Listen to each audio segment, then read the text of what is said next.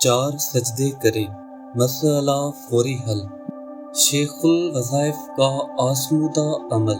جب مشکلات، بیماریاں اور جادو جنات مایوس کر دیں اور ہر طرف سے زندگی دکھوں سے گھری ہوئی نظر آنے لگے تو 2 رکعت نماز نفل حاجت کی نیت سے پڑھیں اور ہر سجدے میں سبحان ربی الاعلیٰ کے بعد آیت کریمہ لا الہ الا انت سبحانک انی کنت من الظالمین 40 بار پڑھیں۔